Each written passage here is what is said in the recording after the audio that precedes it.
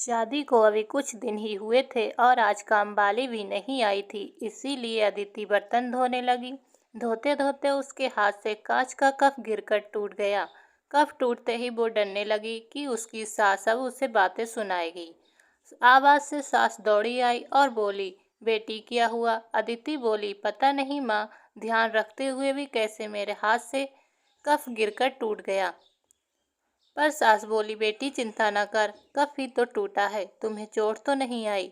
और भले ही इसके कितने भी टुकड़े क्यों न हो जाएं, पर मेरी बेटी के दिल के टुकड़े न होने पाए। मेरी बहू से महंगा है क्या ये कप?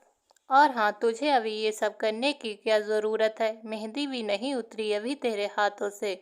अभी तुम मेरे बेटे के साथ ज़्यादा से ज़्यादा समय बिताओ और एक दूसरे को समझो।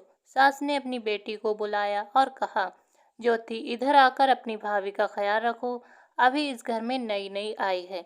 ज्योति ने कहा, हाँ माँ। सास फिर से बोली, शुरू में तुम मुझे अपनी माँ ही समझना, मुझे भी तुम्हारा दिल जीतना है, सास बनकर नहीं माँ बनकर। देखते ही देखते अदिति की आंखों में खुशी के आंसू छलछला गए और सास के पैरों में गिरकर बोली, मैंने एक माँ छोड़ी तो दूसरी नई माँ पाई, बल्कि आप मेरी माँ से भी ज़्यादा ममता मेरे लिए रखती हो।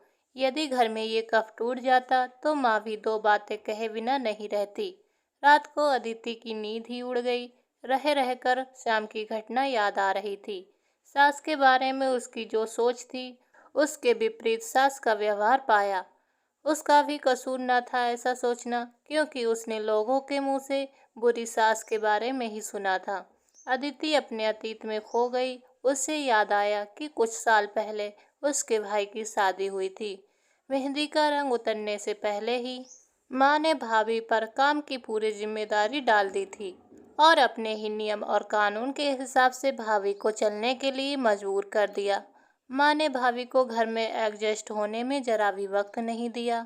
भाई भाभी को बाहर ले जाते तो माँ का मुंह फूल जाता और बोलती, भाभी को हर समय साथ ले जाने की क्या ज़रूरत है? कभी भी भाभी को खुली हंसी हंसते नहीं देखा। समय के साथ भाभी ने सहना छोड़ दिया। फिर घर में हर रोज झगड़ा होने लगा। एक दिन भाभी के हाथ से कांच का गिलास नीचे गिरकर टूट गया। माँ चिल्लाने लगी, कितना कीमती गिलास तोड़ दिया। किसी न किसी बात पर भाभी को डांटती। भाभी भी गुस्से से बोल देती कि माँ, जब तक आपका टीना सुना दो आपको चैन ही नहीं मिलेगा। कभी मेरी माँ को तो कभी मेरे पापा को, हमेशा मेरे मायके वालों को कोसती रहती हो। ऐसे माँ और भाभी बहस करती रहती थीं। अदिति ने घर के अलावा और भी कई जगहों पर सास बहू के झगड़े सुनते सुनते वो डर गई थी, इसीलिए शादी से कतराने लगी थी। मगर माँ पापा के कारण ही उसे शादी करनी पड़ी और अनजान डर को लेकर ससुराल आ गई। पर आज की घटना से उसकी सोच बदल गई कि सब सास बहू एक जैसी नहीं होती। नींद न आने की वजह से उसने सोचा कि चलो थोड़ी देर माँ से बात कर लूँ।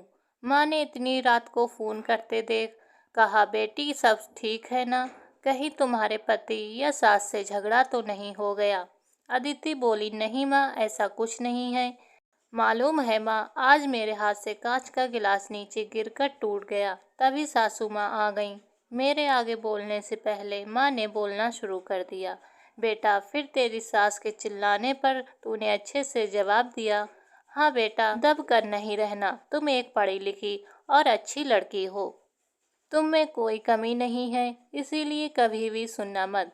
तभी बात को काटते हुए अदिति बोली, माँ अब बस करो, मैं अपनी दूसरी माँ के खिलाफ कुछ नहीं सुन सकती। माँ आश्चर्यचकित हो गई और बोली, ये क्या बोल रही हो? अदिति बोली, हाँ माँ, आज जब मेरे हाथ से कफ गिरा तो मेरी सास ने मेरे साथ बिल्कुल भी बुरा व्यवहार नहीं किया। अंत में अदिति बोली, अब आप समझ गई ना सारी बात? माँ एक और बात कहनी थी, आप बुरा तो नहीं मानोगे? उसकी माँ बोली, हाँ बेटा बोलो। अदिति बोली, माँ काश आप भी मेरी नई माँ की तरह भाभी के साथ अच्छा व्यवहार करती तो शायद भाई और भाभी अलग घर में नहीं रहते। अपनी बेटी की ये बात सुनकर उन्हें एहसास हुआ कि उन्होंने अपनी बहू के साथ कितना गलत व्यवहार किया था। उसकी बेटी ने उनकी आंखें खोल दी। अदिति उससे पहले कुछ बोलती, उसकी माँ बोली, अदिति, जब तुम यहाँ आओगी तो पूरे परिवार को एक साथ पाओगी। अब फोन रखो, मुझे बेटे और बहू के स्वागत की तैयारी करनी है। दोस्तों, अगर शादी के बाद नई जिंदगी की शुरुआत में सास समझदारी से काम नहीं लेती, अपनापन नहीं दिखाती, तो शायद शुरुआत की नींव कमजोर होने से पूरी जिंदगी के लिए आपस में दरार पड़ जाती। कफ को टूटने से कोई नहीं रोक सकता, लेकिन प्रेम को टूटने से तो हम रोक सकते हैं। कांच के टुकड़े हो जाएं, पर घर के टुकड़े ना होने दें। अपने घर पर प्रेम का वातावरण बनाए रखें, एक दूसरे को समझें, एक दूसरे की इज्जत करें, तो घर स्वर्ग बन जाएगा। घर नर्क से स्वर्ग में बदल सकता है यदि बहू सास को माँ मान ले और सास बहू को बेटी। तो दृष्टि बदलने से सृष्टि बदल जाएगी। अगर एक स्त्री चाहे तो घर को स्वर्ग बना सकती है और चाहे तो नर्क बना सकती है। दोस्तों, आज की ये पारिवारिक कहानी आपको कैसी लगी कमेंट करके ज़रूर बताएं। कहानी पसंद आई हो तो एक लाइक और चैनल को सब्सक्राइब करें।